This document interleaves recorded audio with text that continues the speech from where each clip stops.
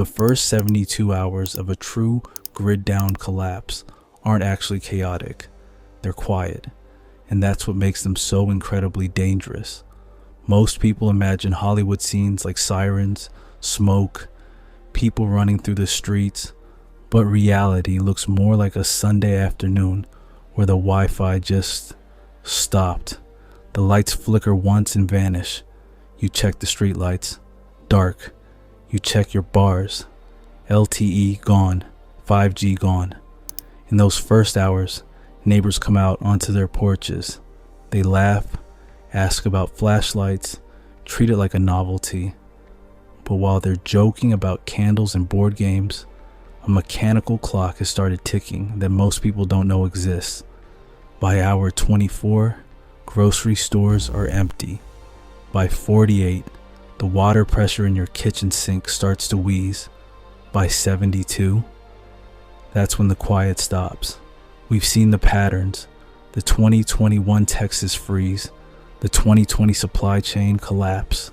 Our world runs on a just-in-time delivery system marathon, runner holding its breath. Today I want to walk you through what nobody mentions about those first 3 days. Not the generic buy a generator advice. The nuances that separate the people who panic from the people who simply endure. 1. The normalcy bias trap. Most people prepare for a crisis by buying gear, but they ignore the most important piece of equipment they own, their brain. Specifically how their brain will lie to them in the first 6 hours. Psychologists call it normalcy bias. It's the internal voice that says, it's just a transformer blowout, or the internet will be back by dinner. We saw it during the early lockdowns.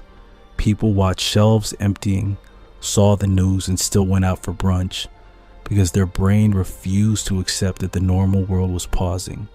The harsh truth: most people prepare for the event, not the transition.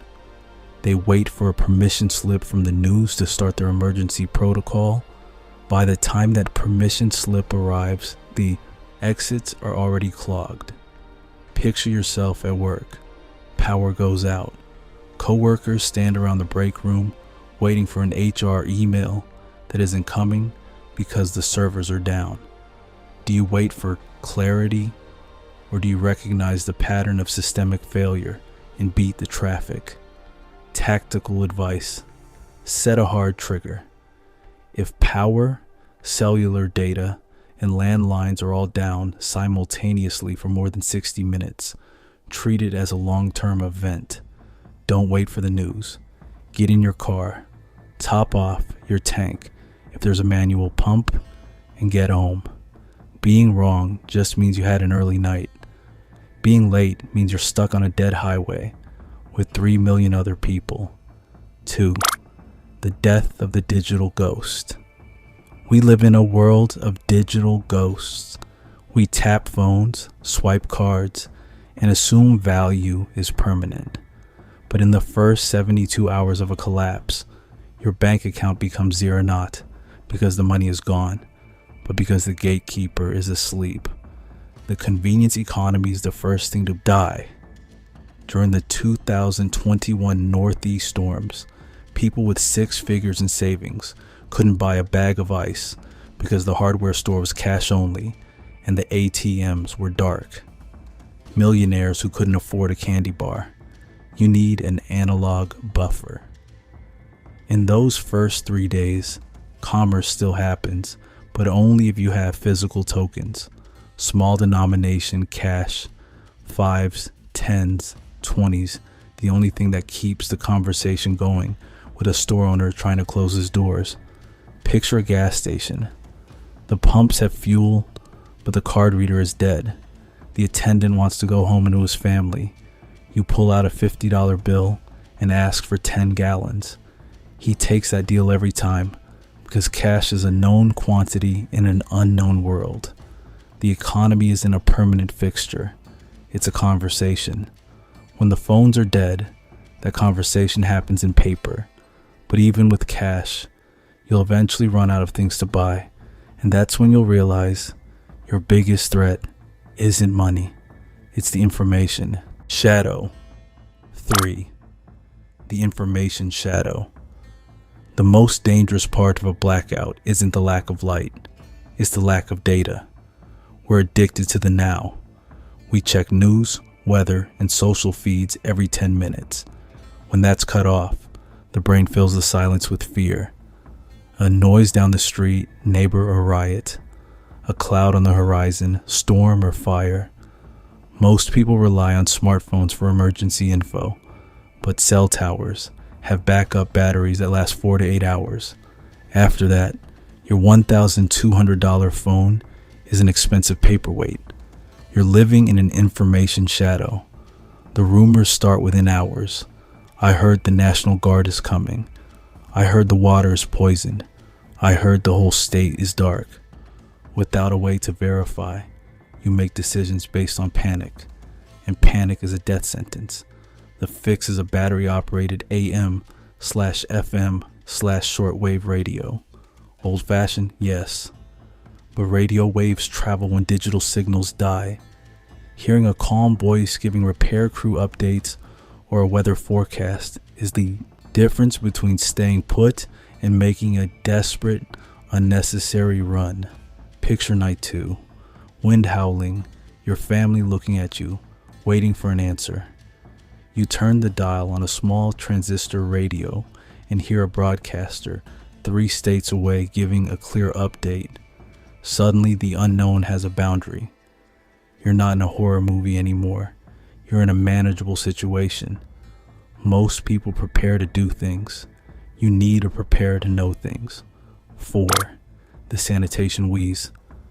Nobody mentions this one because it's not tactical or cool. No camouflage, no knives. But in the first 72 hours, the biggest threat to your health isn't a marauder, it's your own plumbing. Most people assume water keeps flowing when the power goes out. It might, for a while. But municipal water systems rely on pumps that run on the grid or diesel generators. Once the fuel runs out, the water in your pipes starts to wheeze. The real problem isn't water coming in, it's waste going out. If lift stations stop working, sewage has nowhere to go.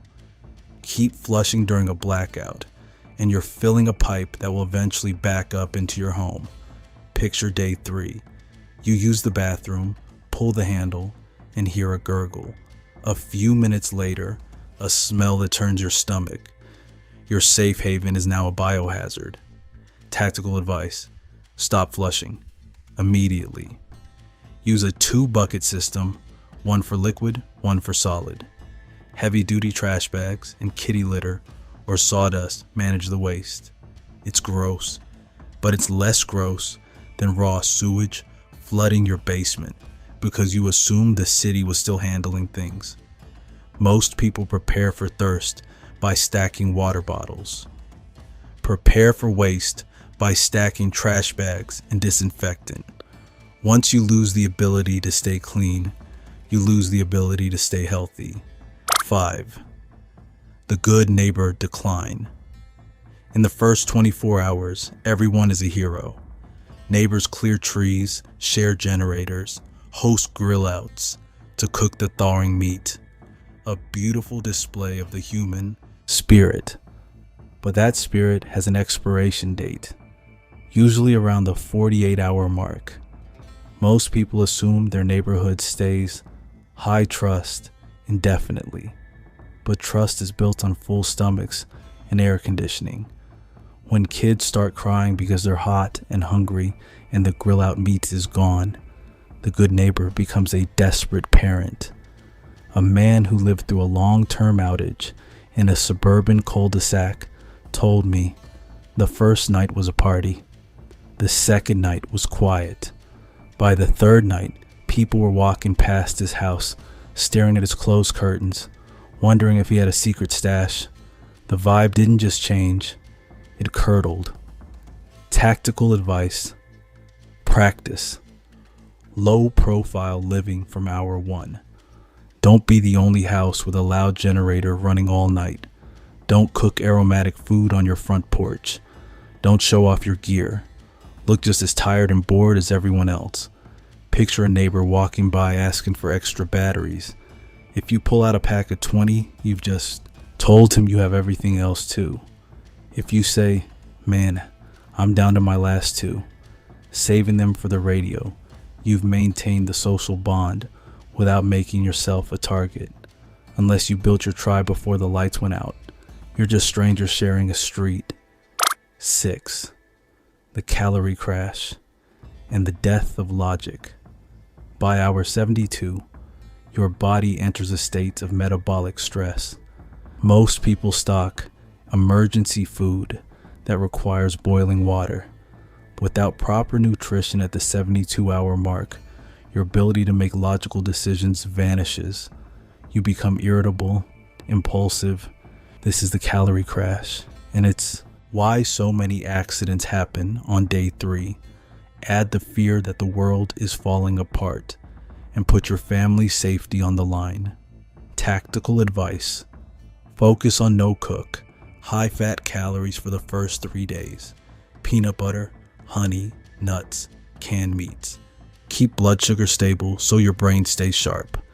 Picture trying to de-escalate a conflict with a stressed neighbor. Fueled brain, calm, measured, effective. Crashing brain, you escalate. In a world with no 911, escalation is a gamble you can't afford. Most people prepare for survival. You need to prepare for performance, to be the smartest person in the room when everyone else is losing their minds. 7. The thermal anchor. In the first 72 hours, your house undergoes a transformation. It stops being a shelter and starts being a heat sink. Within 48 hours, the internal temperature matches the outside. People were found huddling in their cars in the garage. A fatal mistake because they couldn't get their homes above freezing. The fix is the thermal anchor.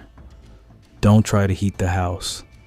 Pick the smallest room, ideally one with few windows, and seal it off.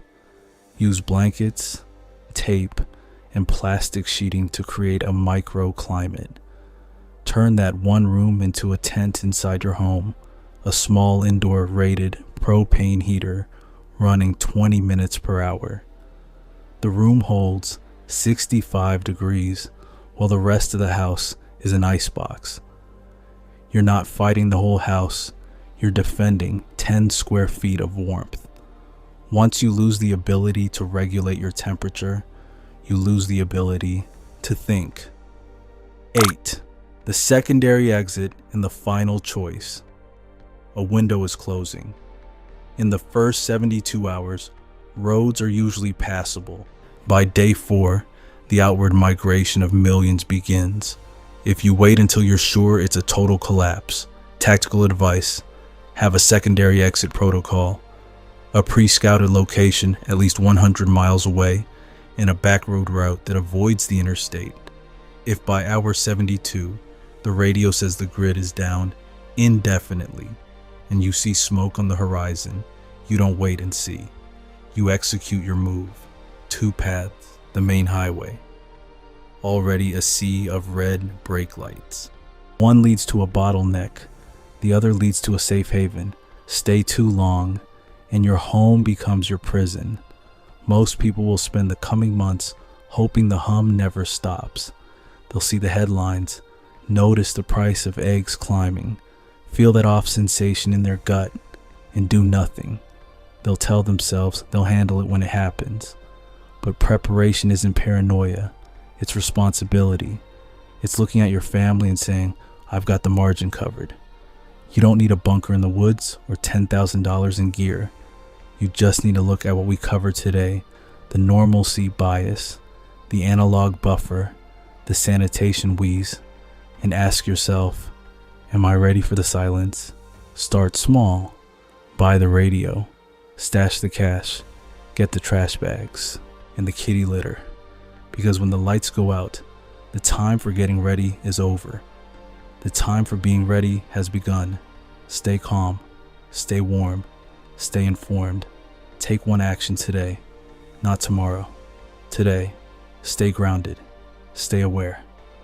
I'm Shane, and these are my field notes. I'll see you in the next one.